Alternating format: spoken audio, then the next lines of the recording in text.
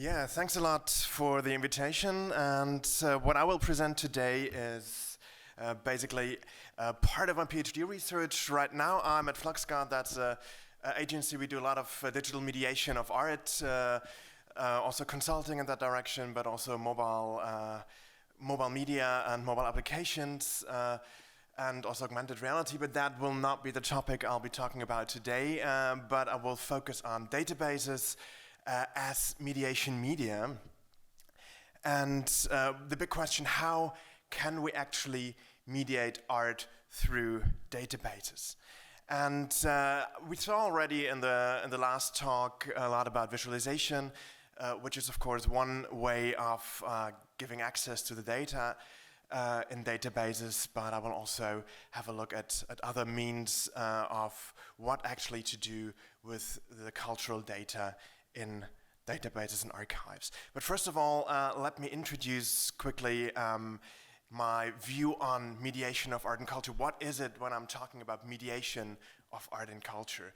And so one very important theory and paradigm is critical mediation of art, developed by Mörsch, which basically has the goal to not just communicate information, communicate already existing knowledge to the visitors, but really produce new knowledge with the visitors and really foster their own interpretation and foster their own engagement with the artworks. And alongside we have also the Participatory Museum by Nina Simon, where really the people are at the forefront, and it's really about participatory design, and it's about facilitating meaningful interaction with, of course, the artworks, but also with other visitors, and so stirring a conversation. And so if we think about, okay, what is it actually that is mediation of art and culture? So on the one hand, of course, what I was talking right now about was gallery education.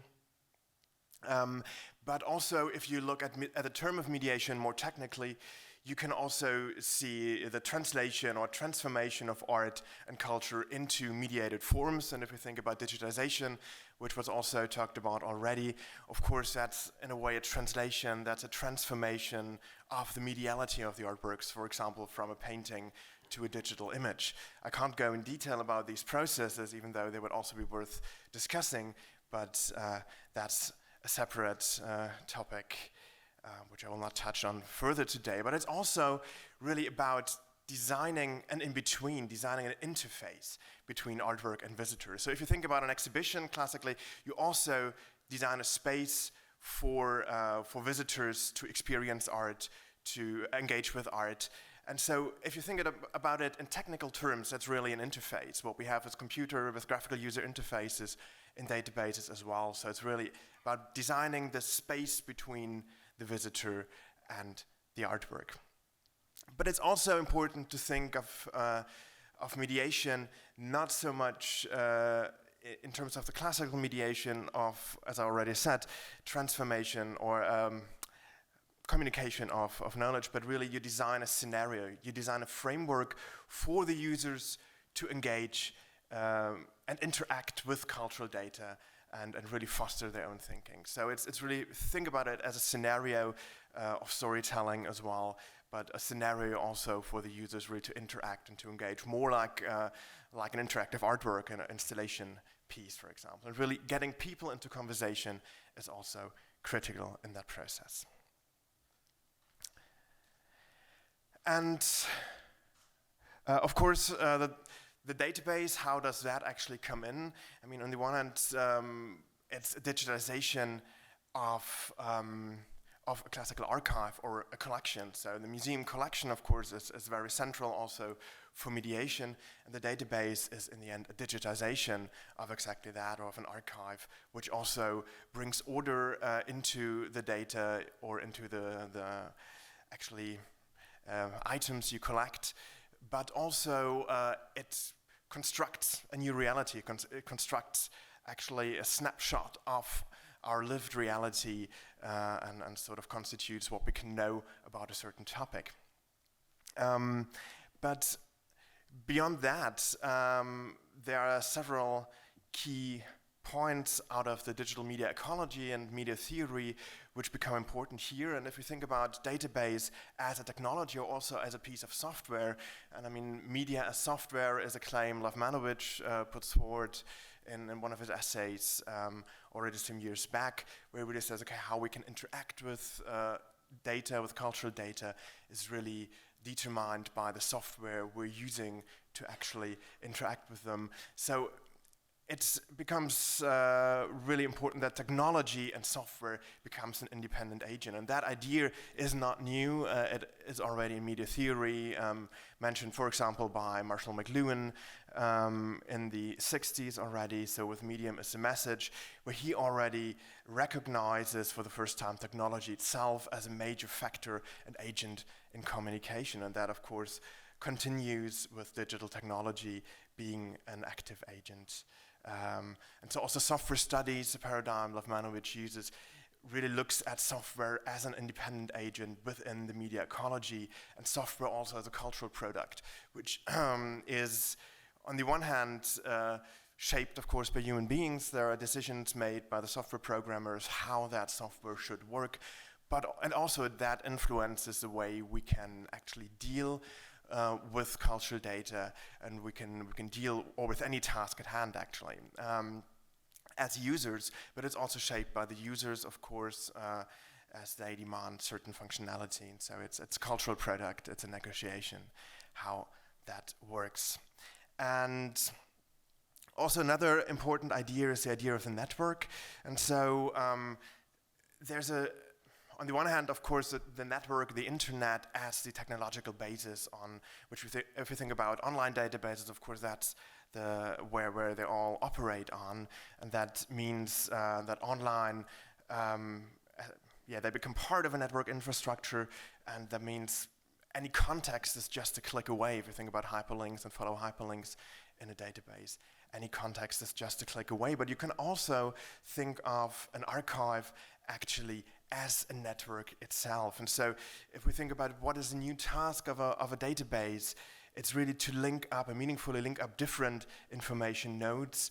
They put different data pieces into relation to each other. And so also we have a shift from a read-only to a more generative or participative form of archival reading. So in the end, we construct our own stories and narratives by traversing databases. And so also if you think about user-generated content, for example, through queries, through exploration, that we see a fragment which is tailored to our interests. We also see that we have dynamic content, and if we think about variability as one of the key, let's say, paradigms within digital media, so that content is never finished, you can easily update it, that plays also in there. And of course, through digitization, if we think about cultural data, all of a sudden, also physical artworks in form of digitization, but also natively digital artworks come together in one ecosystem, and for the first time can actually be compared and really dealt with together in one ecosystem. And of course, the idea of the platform also coming from actually media theory, and Tim O'Reilly with his ideas of Web 2.0 and Web squared plays a role here. It's the idea that actually any technology, in that case the internet, but also of course a database, becomes an infrastructure to enable different usages, different scenarios. And so also thinking of the museum itself as becoming a platform, as becoming a space for different ways of engagement of users, different ways of interaction with artworks, and different usages actually by the institution and by the visitors. That is an interesting translation of that as well. And so, in essence, both the database or also the museum collection, which feeds into the database, are a backbone of any mediation activity, actually the source of raw data without which we can't actually start mediating. And so where does that raw data actually come from? So also as part of my PhD thesis, I did a classification exercise where I said, okay, what kind of online resources do we actually have where we can get cultural data from. And so on the one hand, we have, of course, something like the commercial platforms. That's, for example, online galleries. Sometimes they emulate social media platforms as well, where the communication, as in a real-world gallery, is also, of course, geared towards selling artworks and bringing artists and collectors together. We have something like institutional archives and collections, so such as an online collection of a museum, which is of course focused on the collection of a specific institution or the work of a specific institution. If you think about festivals, it can also be documentation of the work of the festivals, what kind of pieces were exhibited year over year, what was the program. That's also part of an institutional archive. And it isn't really bound to just the website of a museum, it can be elsewhere as well. So with Sebastian Chan's being off the web, not only on the web, it's also about really going where the users already are. And so as at the Cooper Hewitt Museum is a design museum, they also utilize other platforms like Behance, which is more of a portfolio platform for designers to actually exhibit works of, for example, a competition. To bring it directly into the community. You have something like subject gateways or national and thematic aggregators. So Europeana or also the already offline Gateway of Media Art Archives. These are projects which bridge different collections. So part of it is media history. Gamma went offline already a few years back because of funding issues, unfortunately. But really, it's the idea of not focusing on one collection, but on the bigger picture. And in case of Europeana, it's really European cultural heritage, which they're focusing on. We have something like collaborative platforms, Rhizome or the Archive of Digital Art. One is a more really user-driven platform with Rhizome where anybody can sign up. Ada is an expert community where really experts on media art collaborate on the one hand on documenting artworks, on the other hand really also the meaning making behind it. There are of course social media platforms itself, social media as in the big platforms we all know, Facebook, Twitter, Instagram and others, which can be a source of course also for art, but also social media as an idea.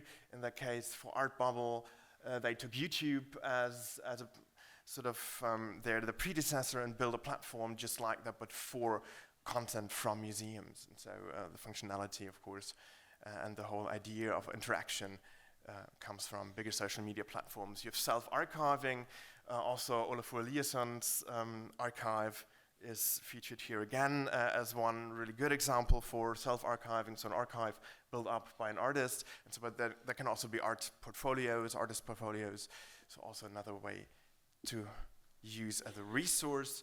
And of course, something like educational or art discovery platforms, Google Cultural Institute or also Artsy are dominant examples for that, where they, on the one hand, also aggregate together different collections. They work with museum partners, they work with art fairs, to have a whole range of art brought together on one platform, but also they oftentimes have educational goals.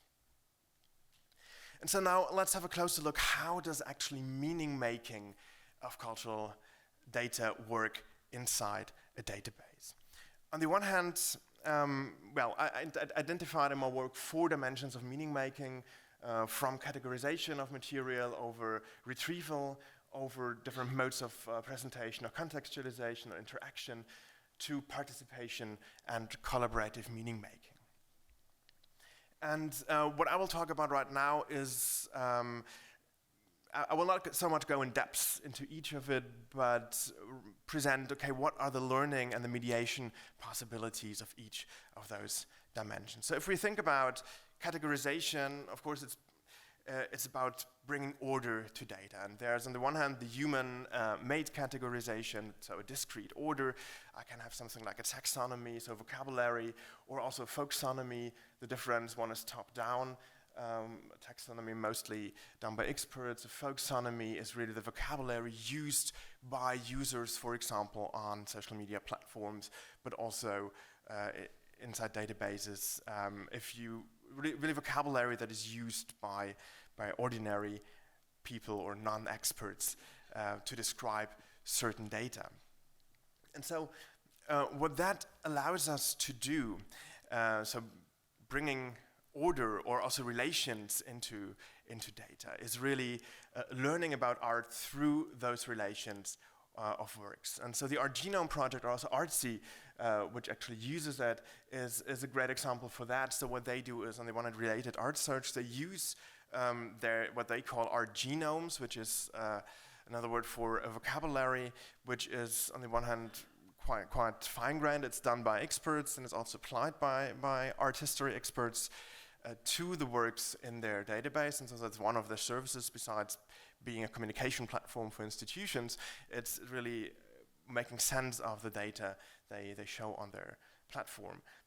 But through following these relations, you can also through conducting related searches, it's really one way of traversing a database.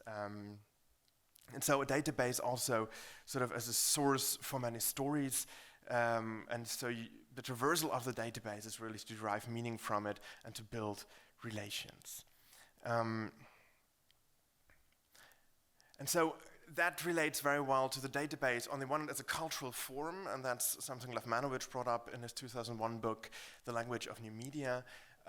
So where he says, the database itself is a cultural form in opposite to the classical narrative, which has a linear structure, but it's more of a non-linear form. It's a collection of data where through interaction and through traversal, you as a user make sense of it. And that's with an archive, it's the same thing. There you need an engagement with the archive to actually derive meaning from it, because the data chunks they themselves are actually stored ideally without meaning. And so also here is Aaron Kublin's data-driven storytelling interesting, because what he says, the storytelling is really a dialogue between a system and the user. And so it enables crafting a story specifically for a particular user. And what he also, in terms of co-creation and collaboration in storytelling, puts forward, collaborative storytelling is really about setting up a framework and constraints and parameters which allow people to tell their story. And so he has different projects where he did exactly that. And so designing a story as a process is one takeaway I want you to have from that theory, and that relates very well to the museum as a platform and a database as a platform, which I brought forward earlier. But also besides the categorization by humans, you have something like automated categorization or annotation. Recognition that was used by Manovich in one of his projects, Selfie City, is one example. So in general, visual analytics can already, to a certain degree, understand images and extract information about those images. And so what that allows, and again, the cultural analytics come up here as a project, is really a computational point of view that can be a new entry point also for humans to do qualitative analysis even further. And so what we saw in different visualization interfaces, that's exactly that. It gives you a new point of view on a data set and really allows you to generate new knowledge, to ask different questions or specific questions that the interface also supports you to ask. And also something like semantic analysis can be an entry point for exploration where you see relations between different artworks, or also something like the visual recommendation system, which was implemented in Gamma, in that case for video art, where you can suddenly find works which use a similar visual language in their shots. These kind of things, or find similar works you could also be interested in. So things you know from Amazon and other shopping sites. Okay, if you are interested in that product, you might also be interested in a different product. That is also possible through this technology. Retrieval is also can be a learning tool if you think about it as you search for something or you browse a database. If you use the visualization techniques we already saw, and you get insights, and that inspires you to change your search, or it gives you an understanding, a mental map of the set of data you're working with. And of course, the database is also a display for art and culture in its own right.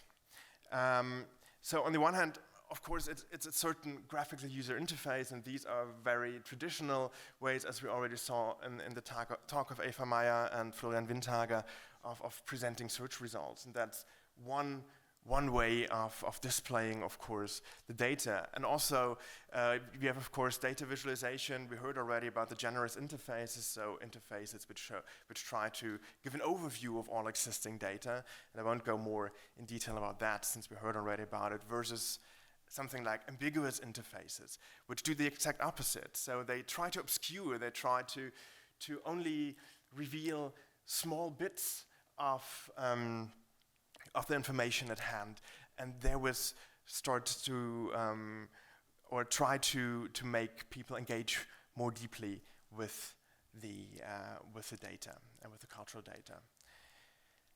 And of course, we have also different kinds of displays. Or so if you think about a database as display, or what can you do with cultural data to actually display it?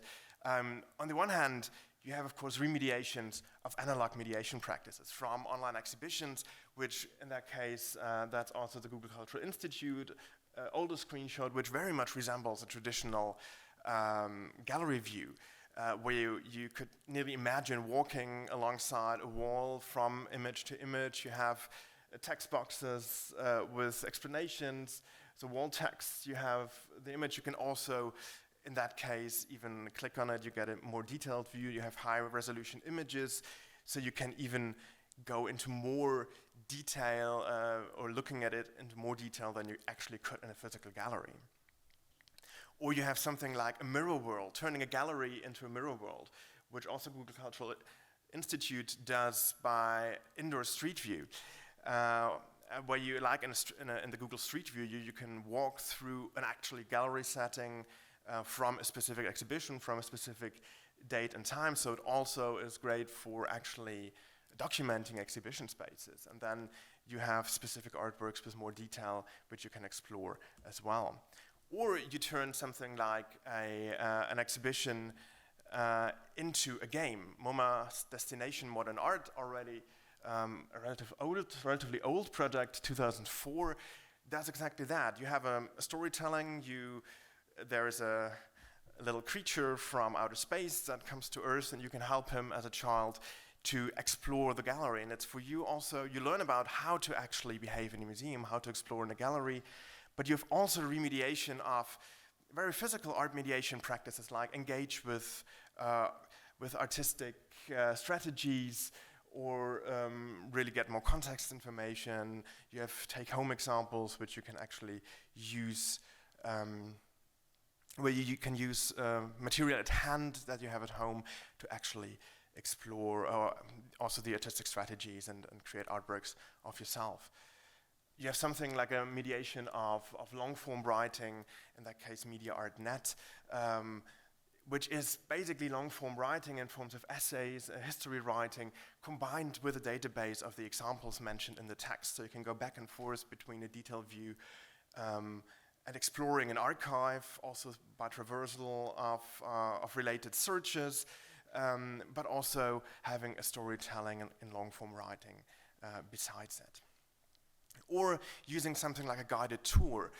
Gamma Wiki is an example where you can actually create something like contextualized playlists, where you can directly embed archive data and then contextualize it by narrative storytelling, such as you would in a guided tour. And you have, of course, natively digital forms as well. Gallery 1 was already mentioned, where all of these kind of search techniques and visual analytics techniques are then brought into the gallery space. You can engage physically with it as well. And so that would not be possible without computing. And you have something like using social media for mediating art. On the one hand, a reuse practice where you can reuse basically cultural data from your collection and display it on social media. You can create challenges around it, where you pair items of your collection with creative tasks, as if MoMA did in their campaign Play Artfully, and ask users to actually create own creative works which relate to the challenge and relate to the item on display. Also, that was done while the museum was closed, so it was an alternative display to a physical space. Or you have something like tweet-ups, or so discussions on Twitter, or also tweetable tours, where you have specific tours geared towards social media user, where they get multiplicators of your exhibition and actually can comment on it as well. You have remix practices, also very common, and so Europeana in a project try to have actually a platform where you can remix, or you create new experiences which are taking place online. And I'm mainly talking about web-based practices today, so you won't hear anything mobile or the like, but it's purely web-based. And so this WebVR, in that case Second Life, was used for actually creating a new experience, reenacting historic performances. And so you get a kind of meta experience where you take a documentation material and create, on basis of that, a new experience taking up the historic performance. And so what becomes clear is technology, and especially software, really becomes an active agent in mediating art and culture. But that does not mean that the human agents actually become passive consumers. On contrary, if we think about something like co-creative knowledge generation as a central paradigm, digital mediation of arts and culture is really about the people. Without the people, without tapping on the knowledge of humans, in addition to what computers can actually understand of cultural data by themselves. And as I said, computational point of view is one entry point, is a quite important one. But also the fact that if we think about content creation for platforms, it takes real people. If you want to tap on collective knowledge, it takes really the people and getting people to actually contribute. So building up, as I said, a scenario for contribution and for collaboration. And so there, co-creative knowledge generation, a paradigm also already outlined in '94 by Shadrav, where you can really see, okay, where we were until now was really the first, we had the data bit, so we gathered data, we digitized data, and we presented and organized it in a way. But it's really, to get to knowledge, it's really about conversation, it's about storytelling, it's about interaction, it's about shared experience. And so just to show some examples to wrap up here, what that could be like, of course it's something like collaborative curation or classification or reconfiguration. In the curation bit, for example, yesterday with the hacking examples we saw it as well, so bringing together different curating a stream of information, basically bring, for example, together different images of Renaissance babies or other topics. You have something like you have an Artigo collaborative classification and as well. So this is a game for collaborative tagging, different exercises where people can playfully work together and actually tag artworks from a research database, which then become metadata also for then use further in research, but also really aims at the shared vocabulary. You have something like collaborative mapping. The tool HistoryPin is an interesting one that was used by Europeana, for example, also for bringing memories of the fall of the Iron Curtain together in 1989. And so people could re-upload themselves images and then map them with a geolocation they were taken, so place-based memories, and also discuss about those on the platform. But that also took real-world actions and real-world events from Europeana to actually bring people together and to get them to share those memories. Just by saying, okay, we have a platform there, that did not work. So also an interesting takeaway. It takes really real-world actions if you want people to collaborate. And also something like collaborative documentation, like it is done on Ada, as I already mentioned. And so, to wrap up, what I see here is really a value shift of digital cultural objects in this context. And so, again, to cite Walter Benjamin, or not to cite him, but to bring him up again, we go beyond I would say, what he claims with exhibition and cult value as the primary values of cultural objects. But as Jos de Mol argues, we move towards a manipulation value. So how can you actually interact with the cultural data? How can you manipulate it? Of course, it's also a question of a certain target group that is very prone to do that, and think about participatory culture, where this, of course, becomes very prone, but it's really demand out there. And so it's about the enhanced interactions. It's seeing digital cultural objects as creative objects in their own right. So every digital cultural object, if you digitize it, if you do a reconstruction, it's also a creative object in its own right, where you decide or take certain decisions. At a reconstruction, you have certain knowledge about, for example, a building, but if you want to reconstruct it, you have to take decisions on how to display the rest. And that can also stir new questions as well in the process of digitization, and also new insight through technological or computational points of view, also through different image techniques. If you think about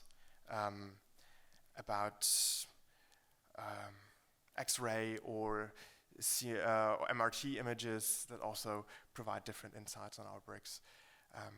Yeah, that's something which is important to keep in mind. And now I'm open for questions.